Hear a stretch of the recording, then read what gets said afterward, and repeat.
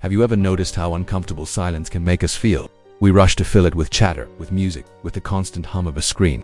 But what if I told you that in that very silence we're so quick to avoid lies one of the most powerful tools for wisdom and clarity? There's an old saying that goes, "Silence is the prayer of the wise." Today, I want to explore what that really means and how embracing silence can profoundly change our lives. We live in a world that screams for our attention.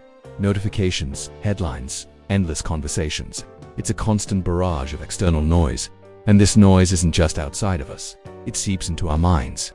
We end up with a cluttered internal landscape, a never-ending to-do list, replaying past conversations, and worrying about the future. It's exhausting. We become so accustomed to this mental static that the absence of it feels strange, even alarming. But think about the wisest people you know, or those you admire from history. They often share a common trait, a sense of calm, a deliberate way of speaking, and an ability to listen more than they talk. They understand that true insight doesn't come from the loudest voice in the room, but from the quiet space where you can actually hear yourself think. That's the core of our idea today. Silence isn't empty, it's full of answers. So, how is silence a prayer? Well, a prayer, in its essence, is a form of deep communication. It's about connecting with something greater than our everyday selves, whether you call that God, the universe, your higher self, or simply your own deepest intuition. In the noise of daily life, that connection is weak, like a radio signal filled with static. You can't hear the music clearly. When we intentionally create silence, we're tuning out the static. We're creating a space for that deeper communication to happen. It's in the quiet moments that our subconscious mind can finally process our experiences. It's where those aha moments of creativity bubble up to the surface. It's where we can finally hear the quiet whispers of our own intuition, that gut feeling that tells us which way to go. This isn't just a philosophical idea. There's science to back it up. Studies have shown that silence can actually help our brains. It can lower stress by reducing levels of cortisol, the stress hormone. It replenishes our mental resources, improving our focus and creativity. Neurologists have even found that prolonged periods of silence can lead to the growth of new cells in the hippocampus, the part of the brain associated with memory and learning. So, by being quiet, you're literally helping your brain become stronger and healthier. But let's be real, finding silence isn't always easy. We have jobs, families, responsibilities. The world doesn't just stop for us. The key is to start small and be intentional. You don't need to book a 10-day silent retreat, although that could be amazing. You can start by integrating small pockets of silence into your day. Maybe it's the first 5 minutes after you wake up, before you reach for your phone. Just sit. Sit in the quiet and just be. Notice the air, the light, the feeling of being present in your body. Or maybe it's during your commute.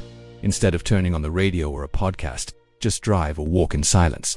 Observe the world around you without the need to have an accompanying soundtrack. One of my favorite ways to practice this is what I call a sound walk. Just go for a walk in a park or even around your neighborhood, and your only goal is to listen. Don't label the sounds, don't judge them, just notice them. The chirping of a bird, the rustle of leaves, the distant hum of traffic.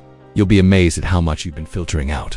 This isn't about achieving a state of complete nothingness. It's about shifting your attention from the internal chatter to the external world, which ironically has a way of quieting the mind. Another powerful practice is simply to pause before you speak. In conversations, we often feel the need to respond immediately, to prove we're listening or to share our own opinion.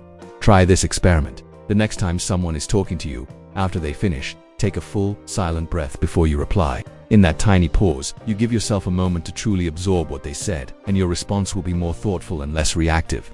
You'll become a better listener, and people will feel more heard by you. That's a wisdom that transforms relationships. The wise person isn't silent because they have nothing to say. They are silent because they understand that not everything needs to be said. They know that listening is more valuable than speaking. They've learned that the most important conversations are often the ones we have with ourselves, in the quiet sanctuary of our own minds. When we are constantly consuming information and opinions from others, we start to lose touch with our own inner compass. We start to believe that the answers are out there somewhere in a book, in a video, from a guru. But the wisest teachers have always pointed us back to ourselves. They know that the ultimate truth, your truth, is already within you. You just need to get quiet enough to hear it.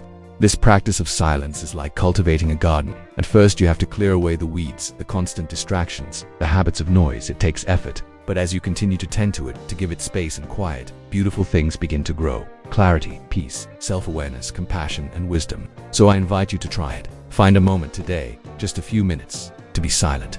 Turn off the TV, put down your phone, and just sit. Don't try to achieve anything.